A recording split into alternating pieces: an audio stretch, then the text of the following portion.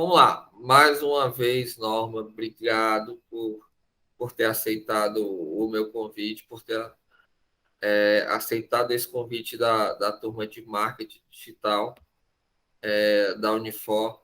Tá? Te agradeço bastante por ter de prontidão já nos ajudar com esse trabalho.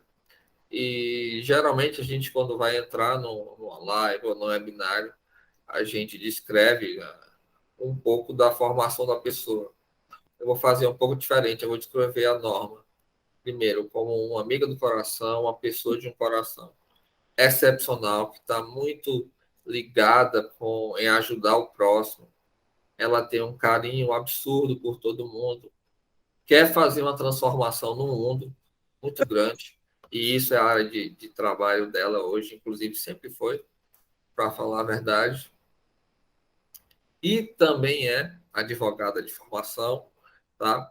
Tem mais de 36 anos de experiência no serviço público e hoje ela é atualmente coordenadora de políticas públicas de mulheres do governo do estado do Ceará, além de uma amiga do meu coração extremamente especial. Bem-vinda, Norma. Muitíssimo obrigada. Eu estou encantada de você já saber tudo isso. Ah, então eu Eu pesquiso acho demais aqui. maravilhoso, maravilhoso. Muitíssimo obrigada, Paulo. Você é um amigo do coração. Fiquei muito honrada em receber esse convite para falar de um tema que para mim é extremamente relevante. A vida humana para mim é muito relevante, não é? E em especial se tratando de alunos do curso de marketing digital da Universidade de Fortaleza, Unifor, uma instituição de ensino superior com a qual eu tenho o maior respeito e admiração. Sou ex-aluna da universidade, concluí meu curso de Direito pela Unifor. Meu marido também foi da Unifor, os meus filhos estudam na Unifor. Então, assim, é uma honra poder contribuir com vocês, porque a Unifor realmente faz um trabalho fantástico. E o marketing digital hoje é uma das profissões que realmente tem a missão, além da divulgação, além de toda a área empresarial, comercial, mas de agregar, unir, não é? E estimular novos olhares para coisas e pessoas. Então, parabéns pelo curso que vocês realizam. Em que eu posso ser Também útil? você falou algo importante, né? Alguns olhares, a gente inclusive pode utilizar o nosso marketing digital para divulgar causas sociais, que é o que a gente já fez isso anteriormente, e para colocar o foco, o olhar da sociedade em alguns temas que podem ser negligenciados. Por exemplo, o que a gente está tratando aqui, né? Que é a desigualdade de gênero nas empresas, tá? Tema central lá, eu acho que do nosso aqui, do nosso webinário e também desse nosso trabalho. As empresas hoje, elas precisam manter, a gente sabe disso, o seu compromisso com essa equidade de gênero. Aí, Norma, a gente já tem até algumas perguntas, né? Primeiro, eu quero entender como é que é seu trabalho hoje lá na Coordenadoria de Apoio à Mulher do Estado do Ceará. Coordenadoria de Políticas Públicas para Mulheres do Estado do Isso. Ceará. E aí já me permite eu cumprimentar algumas das mulheres, suas colegas que estão aqui participando deste webinário, em especial a Vitória, a Uiana, a Janaína e o Natanael, que acabou de entrar aqui nessa representação ainda minoritária de gênero. Vocês Sim. dois. Mas deixa eu te falar. Primeiro é importante destacar o que são políticas públicas, porque nós muito sobre isso, mas muitas pessoas não entendem do que se trata. A gente fala de políticas públicas, significa que o Estado do Ceará, mas o Estado, o país, o Estado, a instituição, a unidade federativa, ela identificou que há um problema que prejudica muitas pessoas e que é necessário encontrar uma alternativa para contornar aquela solução. A lei é uma política pública para tentar sanar esse problema. Nós temos, por exemplo, no judiciário, um prêmio Inovartis, se não me engano. A política pública é tudo aquilo que vem para tentar sanar um problema ou para enaltecer ações que também têm por objetivo sanar outros problemas. E a minha coordenadoria lida justamente com essas políticas. Como encontrar, junto com a sociedade, alternativas que possam fortalecer a rede de enfrentamento contra a violência à mulher. Não sei se ficou claro. Norma, ficou bem claro, tá? Brilhante. Agora eu quero te perguntar a seguinte questão. Depois da pandemia, quais dessas dificuldades você acha que elas aumentaram? Tá? Ou que tipo de impacto a pandemia teve no seu trabalho, ou então na vida das próprias mulheres? Porque elas estando mais em casa, eu acho que elas estariam mais aptas a algumas dessas violências. E primeiro eu estou falando no âmbito doméstico, e agora também eu queria falar no âmbito corporativo, no âmbito empresarial. Na pandemia, a gente observou que mais de 70% das demissões são de mulheres. Por quê? Entendeu? Como você encara isso? Então, realmente, que tipo de dificuldade ela aumentou nesse período pós-pandemia? Olha, Paulo, na pandemia, eu vou dar um quadro de março de 2020 a março, começo de abril de 2020. O Papa Francisco e o secretário-geral da ONU foram a público pedir que os governos focassem seu olhar sobre a questão das mulheres, pela quantidade absurda de feminicídio. Então, veja bem, o Papa e o secretário-geral da ONU. Na área empresarial, isso não é diferente. Porque dentro da área empresarial, um dos crimes mais comuns é a questão do assédio. E o que é o assédio? Para que eu possa ter o assédio, existe uma lei específica sobre isso, mas eu preciso estar dentro do local de trabalho e eu preciso ser assediada, eu preciso ser importunada, eu preciso ser incomodada também por um superior, né? Pelo meu chefe. Então, tem alguns dos pré-requisitos. Muitas vezes no ambiente de trabalho, as mulheres elas não têm a liberdade de se posicionar e de defenderem aquilo que ela quer. Elas ainda são tolhidas, porque algumas direções entendem que ela não tem a vivência necessária, não tem o conhecimento necessário.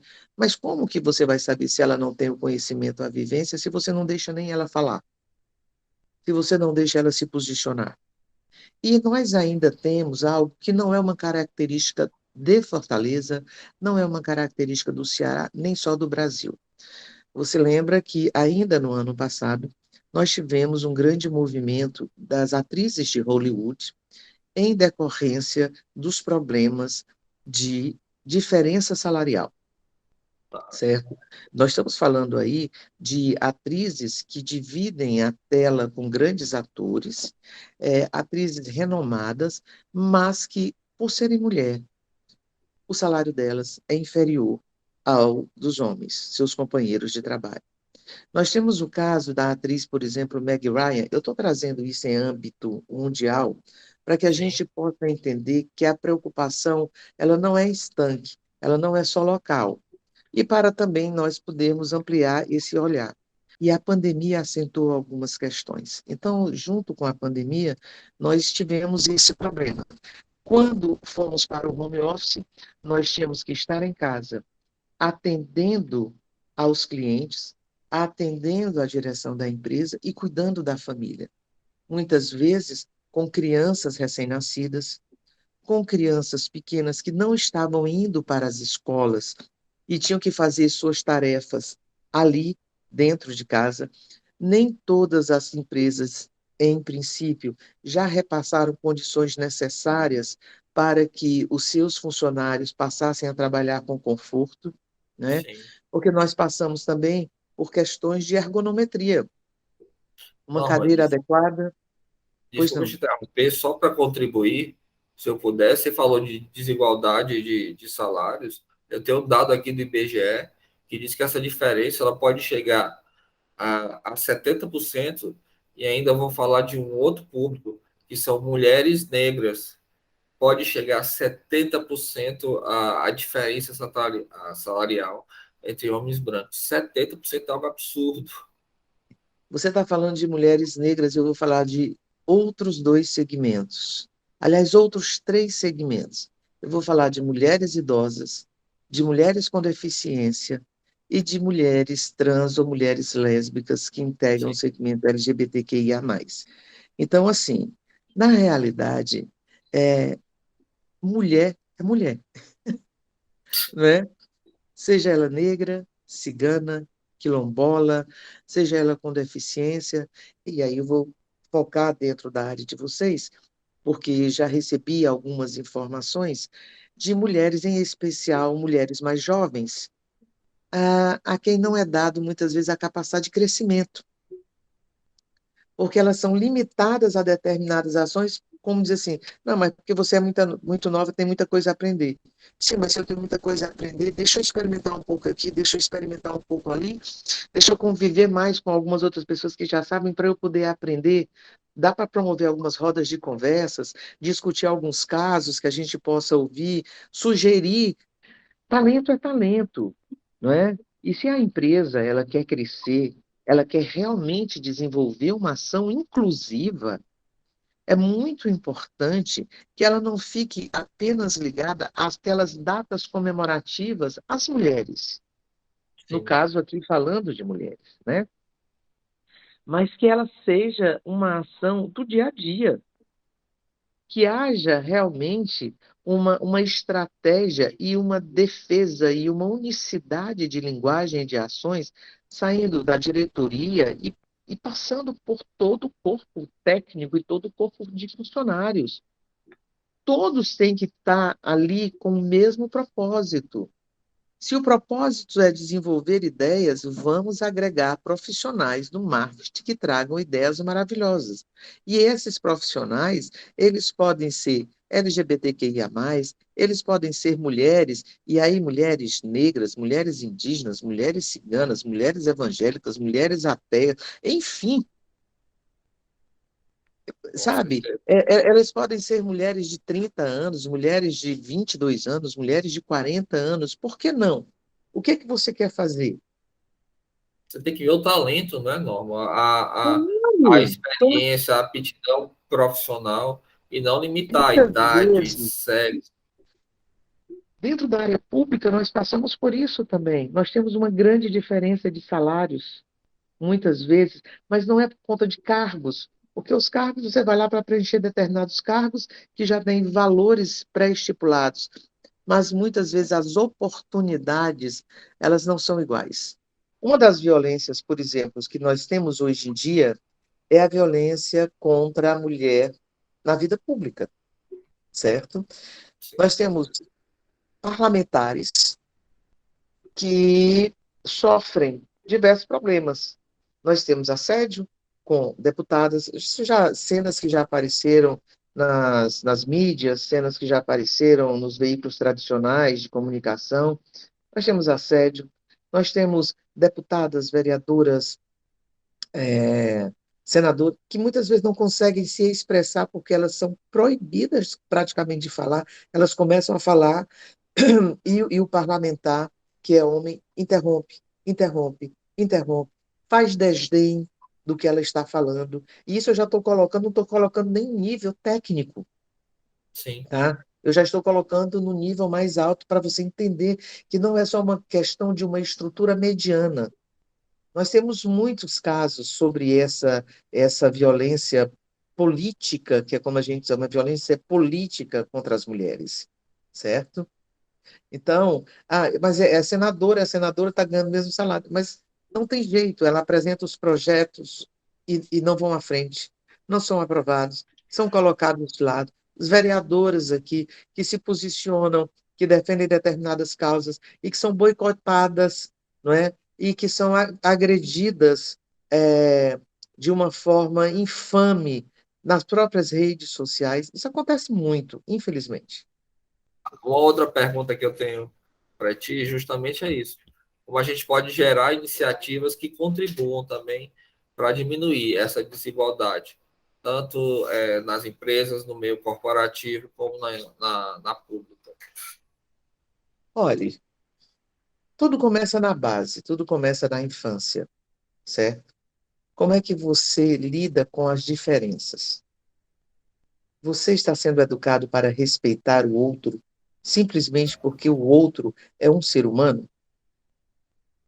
Você está educado para gerar também empatia nas relações em que você se envolve?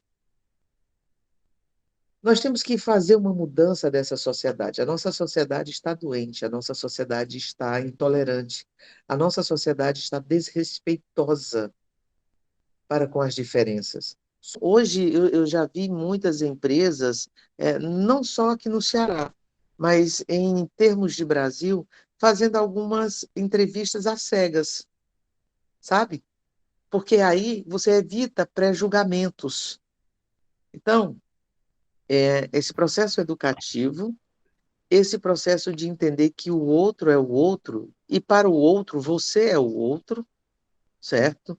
Então, o que vai valer são as suas habilidades técnicas dentro daquilo para o qual você foi proposto. Que sociedade? E vamos fazer um parâmetro aí para entender, afinal, qual é a mulher que a gente é, qual é a mulher que a gente quer que seja protagonista das transformações sociais. Porque a mulher, ela é protagonista das ações sociais, das transformações sociais, não é? Nós vamos ter grandes mulheres. Começa logo no princípio de tudo. Seja você crente ou não, Deus, que é onipotente, onisciente, onipresente, ele precisou de uma mulher para gerar aquele que seria o Salvador. Então, a mulher, ela realmente transforma a sociedade. Não, você, acho que o principal insight que eu tirei aqui, principal que eu digo das centenas, né, que você já nos presenteou, foi que eu acho que para a gente promover, para a gente diminuir essas desigualdades, tem que começar primeiramente em casa, nas relações dos homens com as mulheres, tá? Nós homens sendo realmente nos portando como homens, respeitando, dando oportunidade.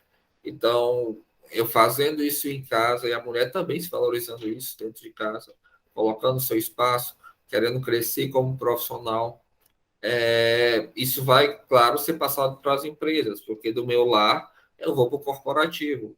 E eu sendo homem em casa, vou ser homem no âmbito dos negócios, na minha empresa, e vou ter esse respeito às mulheres, dar essa oportunidade, não só às mulheres, mas dar essa oportunidade ao ser, ao profissional. Tá? Até que você vai chegar um momento, como você falou, de um tipo de seleção às cegas, eu entendi que é uma seleção onde a gente é um currículo onde não tem sexo, onde não tem idade, mas tem experiência, tem títulos, tem gabarito. Então, talvez essa seja uma alternativa de custo zero, né? E que está muito ligado ao nosso trabalho de ética e moral, que vem muito na questão da ética nos negócios, né? Que fala muito da ética e mais ainda da moral, que é o exercício da ética, né? Que a gente tem que trazer isso para os nossos lares, a gente tem que mudar a nossa comunicação, a gente tem que mudar como a gente se comporta, como a gente se porta como homens, para promover e levar isso ao mundo corporativo. É Paulo, isso? Faz eu sentido? quero, faz sentido, mas eu quero fazer também alguns adendos, me permita, eu sei que o nosso tempo já está exíguo, mas assim, não podemos esquecer, porque nós não podemos fugir da nossa responsabilidade como mulheres. Sim, Nós somos 52% da população e somos a maioria das eleitoras, dos eleitores no Brasil, tá? Mas nós, então veja bem, 52% da população e mãe dos outros 48%, verdade. certo? Então, nós temos uma responsabilidade com os nossos filhos. Muitas das vezes o que nós estamos vendo, nós temos que dizer como é que os nossos filhos estão sendo educados. Ou seja, como nós estamos educando nossos filhos. Porque a criança vai repetir o que ela vê. Eu assisti uma palestra com o professor Dr. Yves de Lattaille, que é um psicopedagogo e ele trabalhava com público infantil, E em 10 minutos ele deu uma aula sobre ética e moral. E eu saí da palestra encantada, porque eu já tinha lido vários livros de ética, eu não entendia nada. Eu disse, meu Deus, como é que se escreve tanto e eu não consigo entender? Eu me sentia a pessoa mais limitada, mais burra da face da Terra, porque na época eu não conseguia entender o que é ética. E aí, estava numa outra reunião, alguns dias depois, e estava o doutor Hugo de Brito Machado, um dos maiores tributaristas do Brasil e que é cearense, para honra e orgulho nosso. E aí eu comentei isso e o doutor Hugo ouviu e ele olhou para mim e disse assim, minha filha, você está feliz porque aprendeu o que era ética e moral em 10 minutos? Eu disse, doutor Hugo, eu estou encantada. Ninguém nunca tinha me explicado com tanta clareza. Aí ele disse assim, pois eu vou lhe explicar o que é ética em 1 minuto. Aí eu disse, estou ouvindo. Já estou aqui, ó, totalmente aqui, lhe Aí, ó, escutando. É, é tudo aquilo que você pode fazer quando está sozinha, num quarto escuro e trancado. Mas você não faz porque a sua consciência lhe diz que aquilo não é correto. O que eu quero dizer para vocês é o seguinte: sejam o melhor que vocês puderem ser. Sejam o melhor sempre, mesmo que não lhe escutem, mesmo diante das mágoas, mesmo diante das decepções, porque a gente se decepciona com o ser humano, porque a gente sofre com o ser humano, porque a gente cria expectativas, porque a gente idealiza pessoas. Mas nunca coloquem um ser humano numa posição em que vocês não possam atingi-lo. Ou seja, nunca coloquem numa posição de idolatria, tá certo? Porque todos nós que vivemos nesse planeta somos falhos. E que quando vocês estiverem muito bem, financeiramente falando, quando vocês tiverem suas agências, quando vocês forem chefes, quando vocês forem líderes, porque vocês já são, mas aqueles líderes de destaque, nunca esqueçam, por favor, de enaltecer o outro, de entender que um dia vocês já tiveram naquela posição. Deem a oportunidade dos outros falarem. Escutem os outros e se permitam ser aprendizes contínuos dessa vida, porque nós passamos rápido pelo tempo e ser lembrados pelo legado que nós deixamos de ética, de verdade e de justiça vale a pena. Melhor do que ser lembrado só pelo poder que, a partir do momento que você deixou, foi esquecido. Então, sejam os melhores, sempre. Sejam as melhores em todos os instantes. Defendam a vida, a dignidade e o respeito. Ser humano merece respeito pelo simples fato de ser humano. E todos nós somos divinos. Então, que possamos exaltar essa criação. Para aqueles que acreditam, para os que não acreditam, existe algo, como dizia Pascal, muito além da nossa imaginação. é Muito obrigada por essa oportunidade de estar com vocês e de eu também ouvi-los, aprender e ter muita coisa aqui para eu pensar e repensar. Gratidão, Paulo.